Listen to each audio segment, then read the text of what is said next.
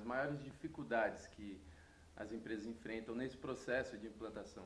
Eu diria que a maior dificuldade é quando a sensibilização para a alta direção não é bem feita. E o que é uma sensibilização bem feita? É quando a direção entende que o 5S gera lucro. Não é? O 5S não tem que ser implantado na empresa para tornar a empresa apenas mais bonita, apenas mais agradável. Ela tem que tornar a empresa funcional. Ela tem que tornar a empresa produtiva. Então a empresa não tem que fazer 5S à base de pintura de piso, não é? Colocar demarcações às vezes que não fazem sentido. Cada demarcação ou pintura que você faz tem que ter um objetivo. E esse objetivo não é obrigatoriamente estético, ele passa a ser estético se aquela estética vende a empresa.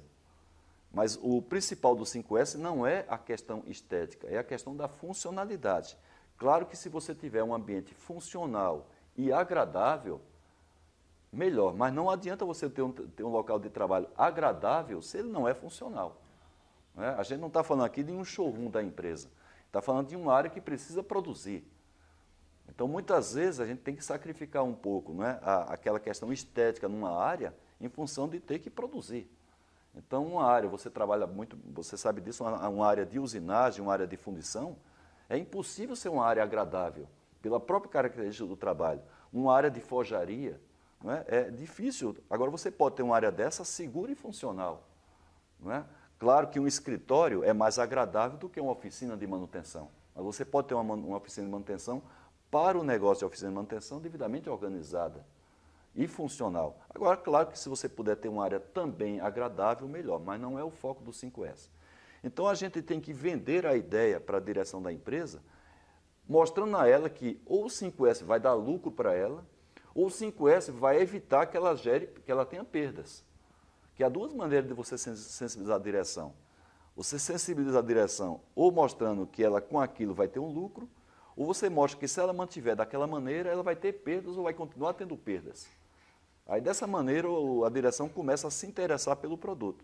E aí você mostra para ela que a implantação não é uma coisa complicada, é uma coisa simples. E que o tempo de implantação, ele não é um tempo assim muito rápido. Você não vai implantar em 3 meses. Você não tem que fazer do 5S uma campanha. Você tem que fazer o 5S um processo de mudança cultural, que leva tempo. Né? Então a gente não tem que transformar a empresa de uma hora para outra, não tem que encher a área de manutenção com aqueles pedidos de manutenção, ordem de serviço, ordem de trabalho. A manutenção tem que atender às demandas, mesmo vindo das auditorias 5S, observando o custo-benefício, observando as prioridades da mesma maneira que ela tem observado até agora. A manutenção tem que ter responsabilidade na hora de atender uma demanda, mesmo que essa demanda venha de uma auditoria do 5S. Então, a transformação física na empresa também ela tem um tempo para acontecer. A empresa não dispõe de recursos financeiros para ela se restabelecer ou restabelecer as condições básicas, muitas vezes, do equipamento de uma hora para outra. Então, vamos ter que ter uma maturidade para esperar um tempo. Evidentemente, isso aí faz parte de um plano, a empresa tem que dar uma resposta para essas demandas, mas tem um tempo para que a empresa também tenha essa transformação física. Então, a transformação física ela deve acontecer em paralelo com essa transformação cultural. Então, a dificuldade que a gente tem hoje, Jonas, é primeiro sensibilizar, e para sensibilizar a gente tem que falar a linguagem que a direção da empresa entende, e a linguagem é o lucro ou a perda. E depois você mostrar que a metodologia não é uma metodologia complicada, e que a empresa ela tem condições de implantar o 5S com os recursos financeiros que ela dispõe ao longo do tempo.